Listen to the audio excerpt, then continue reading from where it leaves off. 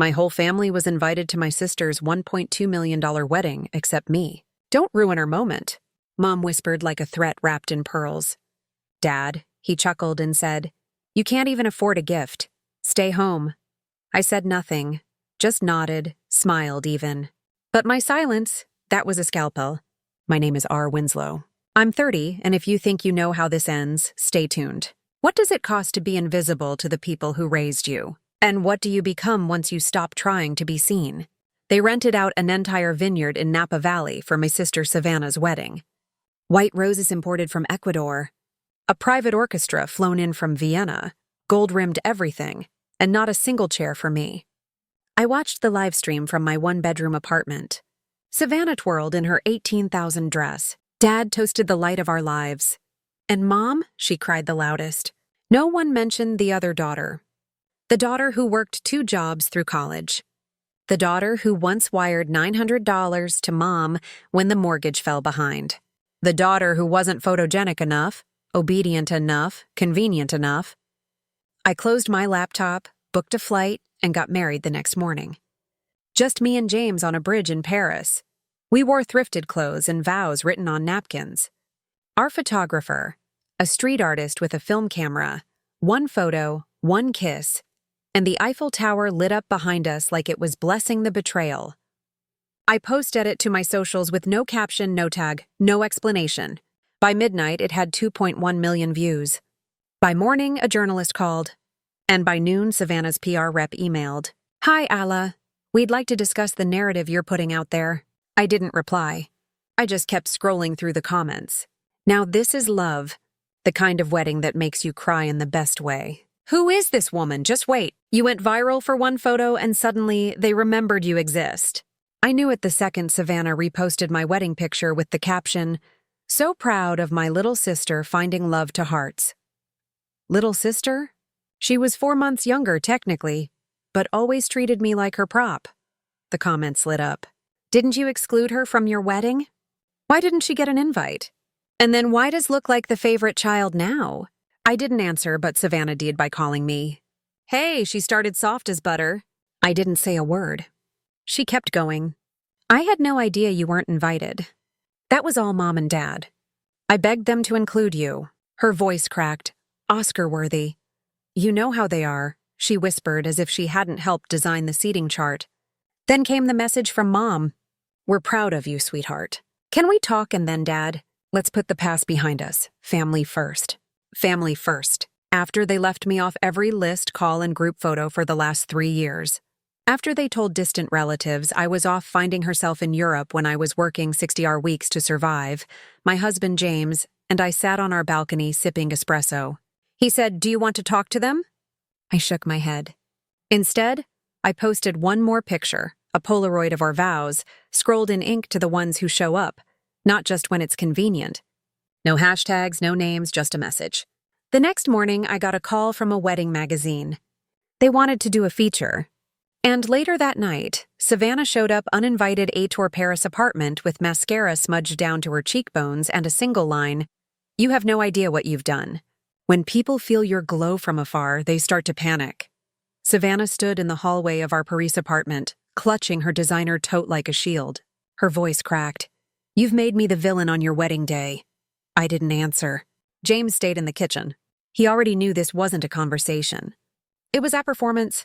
You weren't supposed to post that photo," she snapped. "Why not?" He stayed calm. "Because it reminded people I exist." Her eyes flared. "Do you know how hard I work to be perfect? Mom and Dad expected it from me. I couldn't let them down." I tilted my head. "And I was the price for your perfection." She looked away. Her silence said more than her apology ever could. "You're trending," she said bitterly. "Bride who skipped her family international icon." Then with a smirk, "Enjoy it while it lasts." Before I could reply, her phone buzzed. She answered and her face dropped. She didn't speak, just stared, then turned to me, voice tight. "They're cutting me off." I blinked. "Who?" "Mom, Dad, the business, the house, everything. They said you made them look bad. Sponsors pulled out. Guests are asking questions." I almost felt sorry, almost. But I just said, "Funny, you said I wasn't part of the family, but it seems like now you're not." She stumbled back like I'd hither, then turned and stormed out, her heels echoing through the hallway like applause. Inside, James poured Mecampain. To silence, he said, is mild. But I knew it wasn't over because later that night an email came in. Subject: exclusive interview request. Paris bride who rejected her family. Send her the morning show. And in the body, we want your side. The world is listening. Fame doesn't heal betrayal, but it exposes it. The morning sun filtered through gauzy curtains as Easter read at the interview email. James leaned against the doorway, coffee in hand. Are you really going to go on live TV and tell them everything? I nodded slowly. Not everything, just enough. I wasn't interested in revenge. I wanted recognition, not for the likes or shares, but to reclaim the version of myself they buried beneath years of mockery, absence, and silence. I typed, yes, I'll do it. But I'm not here to shame them. I'm here to speak for the daughters who are always the afterthought. Within an hour, my phone rang.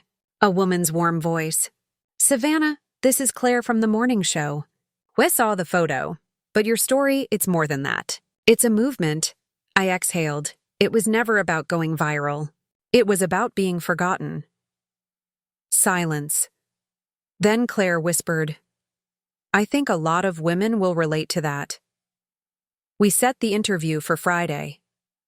By Tuesday, the first article dropped. Bride snubbed my own family marries in Paris alone. Except he wasn't alone. I had James, I had truth. And slowly, I was building a new kind of family, one that saw me. But not everyone took it quietly. That night, James walked in holding an envelope. Norturn address. Inside a single photo, me, age 12, crying in the schoolyard, scribbled across it in red ink. This is who you really are? James's face darkened. They're trying to shake you, but I smiled softly. No, they're finally scared because when the world starts listening to the quiet one, the loudest leers get exposed. Truth has no curfew. It knocks when it's ready. The morning of the interview, I stood in the studio's green room, watching the screen as the anchor teased. Coming up next, the woman whose solo Paris wedding shattered the internet and her family. My palms trembled. Not from nerves, from clarity. Claire walked in, head tilted with sympathy. You sure you want to go through with this? It's not too late to just give them silence. I looked at her calm. They gave me silence for 30 years. I'm just returning the favor. This time with subtitles. On set, lights flared. The host leaned in. Savannah, millions are calling you brave, but your family. They called me bitter. I finished. But bitterness is just grief that's been ignored too long. Then I told them everything. How I was uninvited from my sister's wedding. How they laughed when I cried. How I married the man I love in Paris alone, and how I chose to celebrate my joy even if nobody clapped. Claire's eyes shimmered. Do you regret not inviting them? I paused. No, I regret waiting so long to see them for who they were. The interview aired that evening. Within minutes, my inbox overflowed, not with hate, but with gratitude. Strangers wrote, You gave us the words we never could say. One woman wrote, My parents missed my wedding too. Now I feel less invisible. But the last message was from an unknown number. You destroyed this family. We warned you. Now it's our turn. Attached. A photo of my Paris wedding dress burned. James found me staring at the screen pale. They're unraveling, he said. But I whispered, no. They're finally watching what they created. And I wasn't finished yet. When silence burns, the loudest revenge is light. By morning, the story was everywhere. Headlines spawned into a modern fairy tale drenched in betrayal. Black sheep bride breaks the mold. Alone in Paris, but not broken. $1.2 wedding. Zero sister. Guess who won? I scrolled numb. It wasn't just going viral. It was a mirror finally held to their faces. Then came the knock. James opened the door. It was my father. His shoulders hunched, suit disheveled, voice brittle. Savannah, please. Your mother's heart can't take this. I stood still, arms crossed. Her heart or her reputation, he stepped forward. You've humiliated us. Everyone's talking. Do you feel proud? No, I whispered. I feel free. Behind him, my sister appeared in her perfect beige coat, lips pursed like. She still ran the world. You made this mess, she hissed. All for what? Internet likes. No, for the truth, I said. She smirked. You're still jealous. You always were. I leaned in slightly, not blinking. Maybe, but Aniver burned your dress. I never erased your name from the guest list. And Aniver asked you to lie about me to save face. My father interrupted, desperate now. Enough. Just delete the posts. Take it all down. We'll say it was a misunderstanding. James stepped beside him firm. She's not deleting anything. My dad's hands trembled. Do you know what this is doing to your mother's circles? Her charity board. Her friends. I cut them off. They left me out for years. All he did was leave publicly. They left.